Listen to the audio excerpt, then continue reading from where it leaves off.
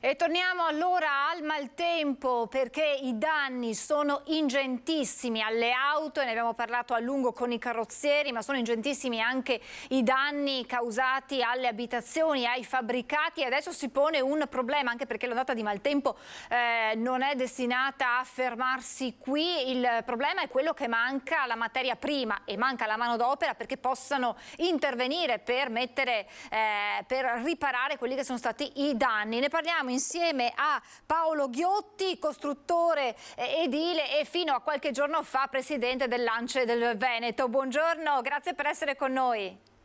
Grazie a lei, grazie a tutti gli ascoltatori. Insomma, un'esperienza sua, io le chiedo subito, Ghiotti, le è mai successo nella sua esperienza di costruttore di vedere dei danni di questa portata per un'ondata di maltempo di questa portata? Ahimè, devo dire la verità, episodi magari singoli, molto rari comunque nel tempo, possono essere capitati, ma di un'intensità così elevata e oserei dire, ahimè, quasi con questa quotidianità veramente no, perché oramai siamo impauriti quando vediamo una nuvola nera ad uscire, perché sentendo quello che sta succedendo in giro sono sempre più frequenti. Difatti l'ondata di maltempo di giovedì scorsa è stata seconda quella di una quindicina di giorni fa, che ha visto Treviso in particolar modo colpita con alberi sradicati, macchine con vetri sfondati. È veramente un problema che sta colpendo, oserei dire, non tanto il nostro Veneto, perché Treviso, Padova, la parte bassa di Rovigo, del Basso Polesine in particolar modo. Noi fortunatamente della parte più vicino al Veronese siamo stati esentati, ma è venuto giù di tutto, e poi Ferrara, Bologna, Mantova, Modena. Noi abbiamo dei cantieri là dove sono veramente cadute delle palline da tennis, tetti completamente frantumati, fotovoltaici da buttare via nella loro totalità, tapparelle sfondate, cappotti. Noi facciamo cappotti, adesso con il 110 ne sono stati fatti tanti, che ahimè hanno dovuto sopportare delle ammaccature, dei buchi che sono veramente consistenti. D'altra parte non è neanche questione di cattiva messa in opera o di materiali non idonei perché di scarsa densità. Quando arrivano giù delle palline da tennis che sono piene di acqua ghiacciata, che è ghiaccio, capisce che sfondano cristalli di camion, sfondano manti di copertura.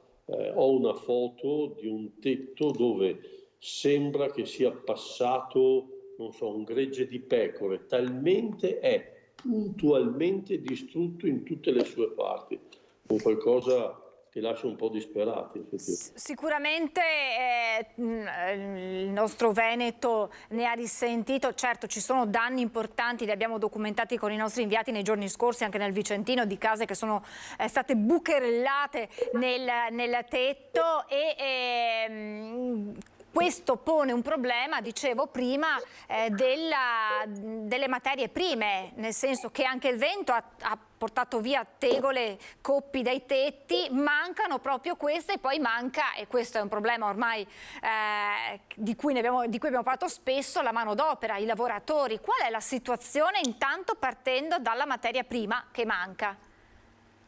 Allora, la materia prima manca, in realtà non è così ancora palpabile il problema, nel senso che parlavo fresco questa mattina con un'azienda che fornisce tegole a noi da anni, che ha una capacità produttiva attorno ai 20.000 pezzi quotidiani.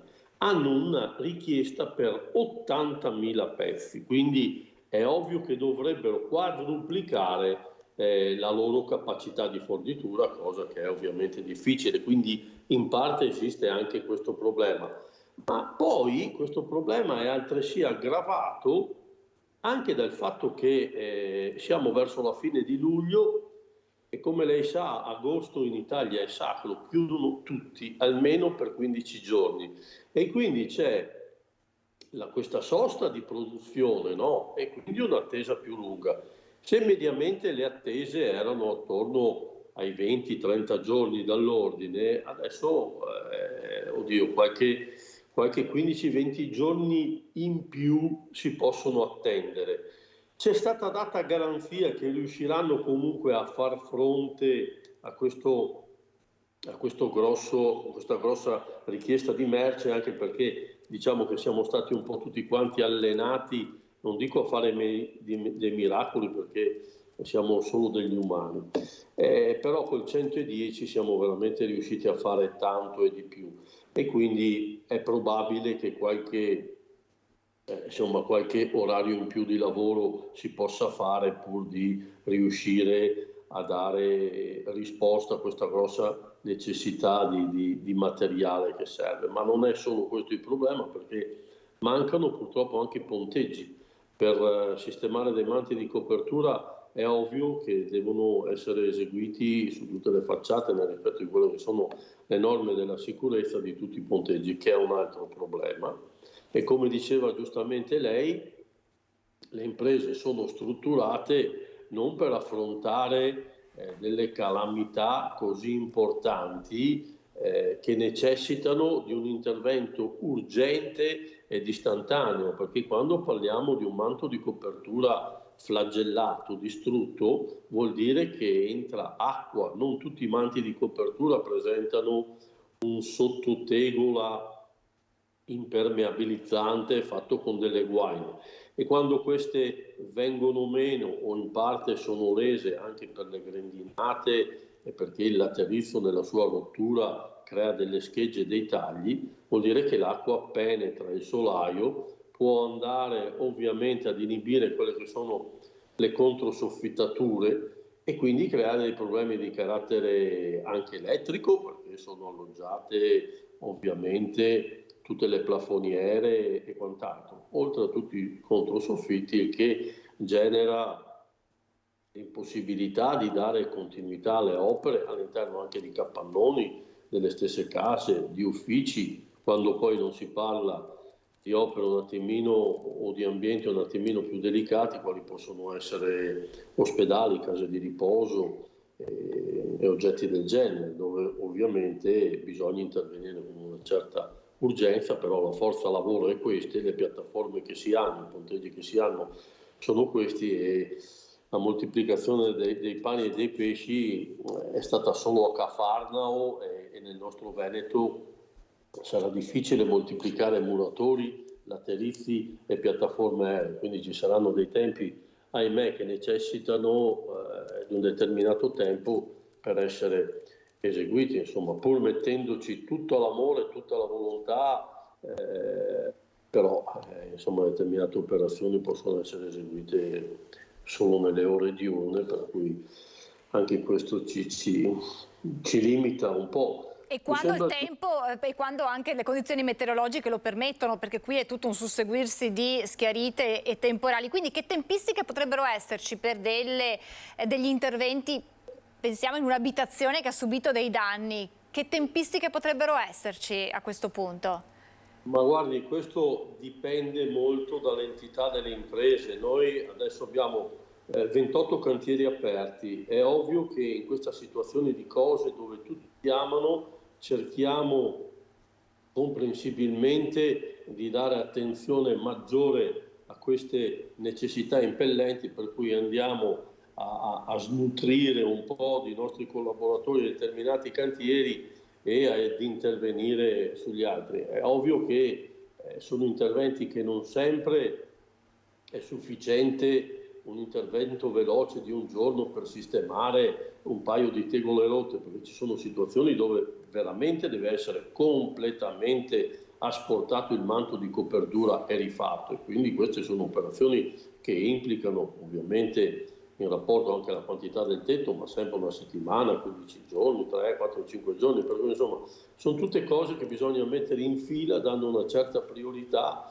Noi siamo in grado di affrontare 4-5 cantieri al giorno, però ecco, l'impresa più grossa di noi potrà farne di più, imprese più piccole ne faranno uno al giorno, uno ogni 2 o 3 giorni, dipende, ecco, come dicevo, dalla capacità operativa dell'impresa e dal cantiere che deve essere valutato, però sono più cantieri importanti, non si tratta proprio della piccola porzione di manto di copertura rotto, no, ci sono tegole completamente diverse nella sua totalità e quindi si parla di cantieri che durano almeno una settimana perché devono essere proprio provveduti nella loro interezza, insomma.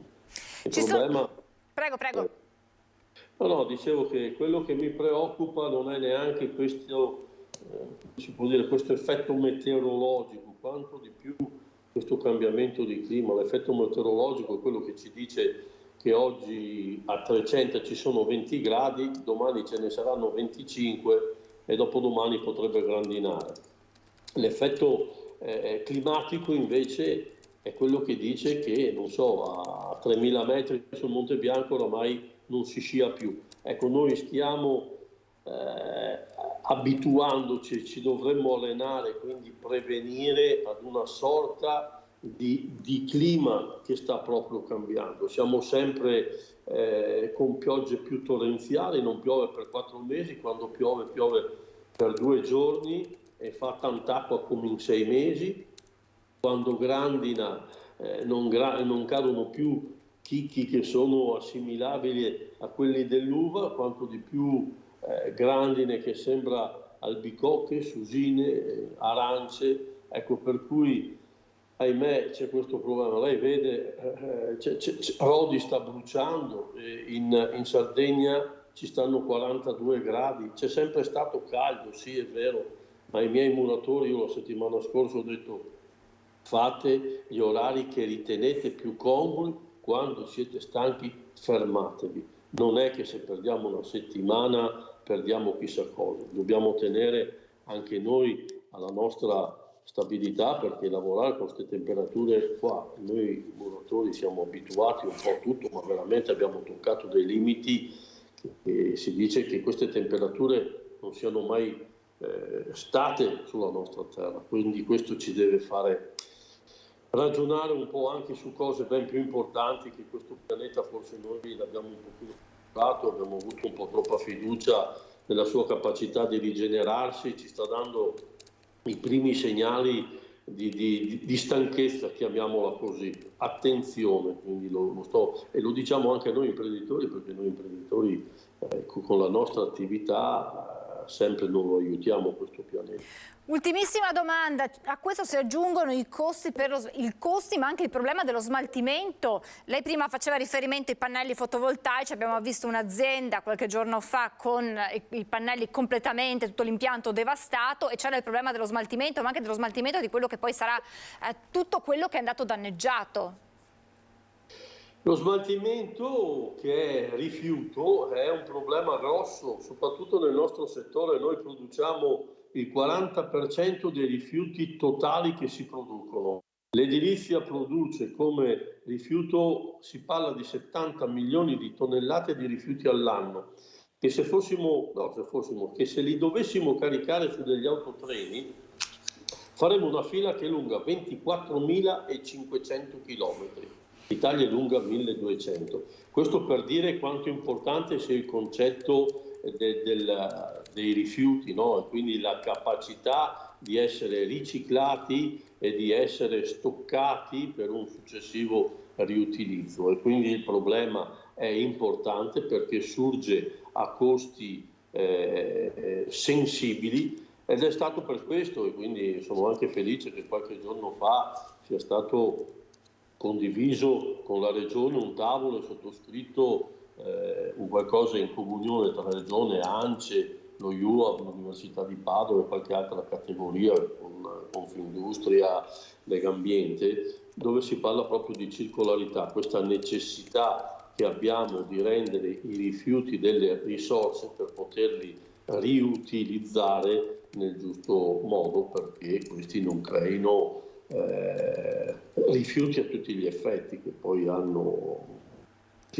delle problematiche seconde che sono importanti. Insomma, il nostro settore demolizione, ricostruzione, quindi si crea tanto rifiuto, è importante avere la capacità di ricollocarlo. Io parlavo di un rifiuto che diventasse una risorsa, che fosse una sorta, un rifiuto con una carta d'identità, una DOCG, la capacità di essere, se si produce in quel luogo, che potesse anche essere macinato e riqualificato e reinserito nel luogo per fare dei sottofondi. Dobbiamo fare molto noi in Italia rispetto a qualche nazione vicina a noi per poterlo riqualificare. E abbiamo esempi importanti, perché lo stadio della Juventus ha riciclato 40.000 metri cubi di macinato, 5.000 metri quadrati di vetro, 5.000 tonnellate di ferro. Il passante di Mestre con il riciclato ha fatto un'opera grandiosa risparmiando 320.000 metri cubi di materiale vergine e dando una garanzia su quello che è il prodotto finito, che è maggiore dell'80% in termini di vivibilità rispetto ad altri materiali. Quindi possiamo riciclare e veramente avere una risorsa da parte di questo materiale. Stoppiamola per quanto sia possibile il macinare montagne ed usare materiale verde. Grazie davvero, grazie a Paolo Ghiotti e naturalmente buon lavoro, perché ci sarà davvero tanto da lavorare e ci riaggiorneremo quando questa ondata, speriamo, si fermi presto per fare ancora meglio una conta dei danni. Grazie davvero Paolo Ghiotti, buon lavoro, a presto. A voi tutti, buona giornata. Grazie davvero.